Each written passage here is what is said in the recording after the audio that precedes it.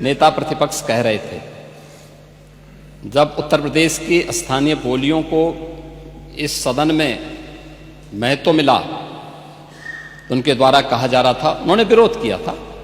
ठीक उनकी सोच है, ये समाजवादी संस्कार भी है कि हर अच्छे कार्य का विरोध करना है, हर अच्छे कार्य का विरोध करना है। तो उन्होंने कहा कि हिंदी इस सदन की भाषा है, तो हिंदी को तो हटाएंगे। इस सदस्यों को एक छूट दी गई है कि किसी भी इन बोलियों में बोल सकता है, हिंदी में ट्रांसलेट की उसकी सुविधा मिलेगी। ये सुविधा है, थोपा नहीं गया है। दूसरा, भोजपुरी हो, अवधी हो, बुंदेली हो या ब्रज हो, पांडे जी इनकी लिपि भी देवनागरी है, कोई दूसरी लिपि नहीं है। संविधान के द्वारा घोषित जो व्यवस्था है उसी के दायरे में सारा कार्य हुआ है। आप जैसे उम्रदराज व्यक्ति को तो इसका स्वागत करना चाहिए, इसका स्वागत करना चाहिए। ओह, मैं इसीलिए कह रहा हूं, देवनागरी ही लिपि है और उसी दायरे में सारा कार्य हुआ है। और इसीलिए मैं आपके संज्ञान में लाना चाहूंगा कि ये जो कार्य है, इस कार्य के साथ हमें उसी सकारात्मक भाव के साथ जुड़ना चाहिए। मैं आपके विरोध को कभी उसका न मैं उपहास उड़ाता हूं, न मैं उसको बहुत उसके साथ जोड़ता हूं, क्योंकि मैं जानता हूं आपकी आदतों को। मुझे मालूम है आप लोगों के बारे में एक मान्यता ये भी है, मजबूरी भी है, और आपके बारे में मान्यता भी है कि आज के समाजवादियों के बारे में कि जिस थाली में खाते हैं उसमें छेद करके फिर जाते हैं। और ये जो आप लोगों के बारे में मान्यता है, उसी के बारे में मैं आपसे कहना चाहूंगा कि महोदय, जब हम महाकुंभ के बारे में चर्चा कर रहे हैं और ये आयोजन, नहीं आपके बारे में इसीलिए बोल रहा हूं, मैं आऊंगा उस पे भी, मैं उस पे भी आऊंगा भी, उस पे भी मैं आ रहा हूं। जब एक महाकुंभ का विरोध पहले दिन से कर रहे थे महोदय, मैं एक एक करके इनके बयानों को यहां पे उद्धृत करना चाहूंगा, और पिछले सदन में भी मैं याद दिलाना चाहूंगा, जब हम लोग यहां पे इसी सदन में आए थे तो महाकुंभ पे चर्चा, उस समय महाकुंभ की तैयारियां चल रही थी और चर्चा के लिए एक दिन निश्चित किया गया था। आप लोगों ने सदन नहीं चलने दिया था, सदन नहीं चलने दिया था।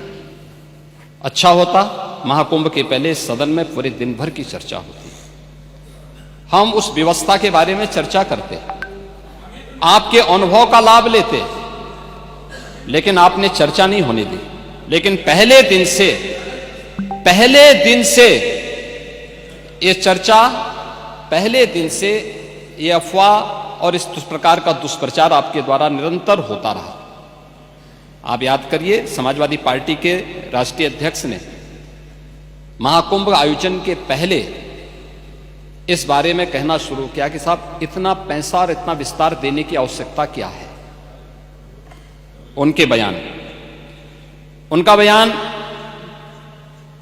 कि हमारी सरकार से अपील है कि बहुत सारे बुजुर्ग जो 65 साल से ऊपर और 70 साल से ऊपर के लोग हैं, स्नान नहीं कर पाए। उसके बाद फिर उनके बयान आए, जब शुरू हो गया। फिर लगातार अगर समाजवादी पार्टी के सोशल मीडिया हैंडल को देखें, वो आपके संस्कारों के अनुसार ही भाषा का प्रयोग भी करते हैं, और जिस प्रकार की भाषा का उसमें प्रयोग किया जाता है, मुझे लगता है किसी भी सभ्य सोसाइटी के लिए वो भाषा कभी शोभा नहीं देगी। आप लोगों के अपने संस्कार हो सकते हैं, आप लोगों का अपना व्यवहार हो सकता है, लेकिन कोई सभ्य समाज और कोई सभ्य व्यवस्था सोसाइटी उसको कभी मान्यता नहीं दे सकती है। लेकिन उसके माध्यम से लगातार दुष्प्रचार किया गया।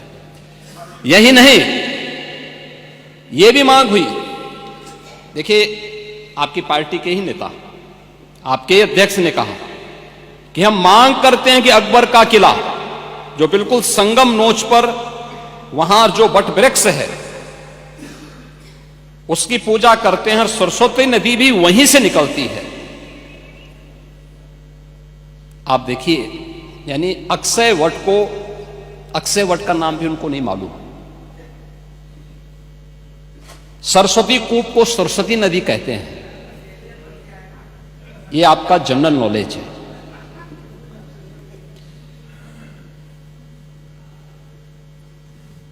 इन्होंने क्या कहा, महाकुंभ कोई शब्द नहीं, क्योंकि महायोजन के लिए बहुत सारा पैसा निकालना था, पैसे की बर्बादी करनी थी, इसलिए नाम भी इन्होंने महायोजन दिया।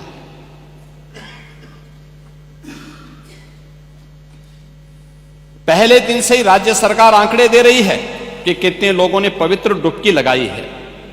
जो लोग पवित्र डुबकी लगाने वालों की संख्या बता सकते हैं, वे यह नहीं बता पा रहे हैं कि कितने लोगों की जान चली गई। इनके एक सहयोगी आ रहे हैं, अरे चिंता मत करिए, एक एक प्रश्न का उत्तर देंगे, थोड़ा पेशेंस रखिए। देखो आप बोल रहे थे, मैं बहुत शांति से सुन रहा था, बहुत शांति से। आप ही के एक सहयोगी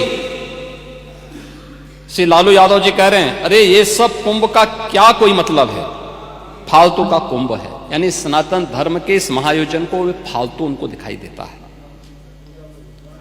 और इनके एक और सहयोगी उससे भी 2 कदम आगे आकर के कहती हैं कि महाकुंभ मृत्यु कुंभ में बदल गया है। ये क्या है, ये क्या है? मल्लिकार्जुन खड़गे कांग्रेस के नेता अध्यक्ष कहते हैं कुंभ भगदड़ में हजारों लोग मारे गए।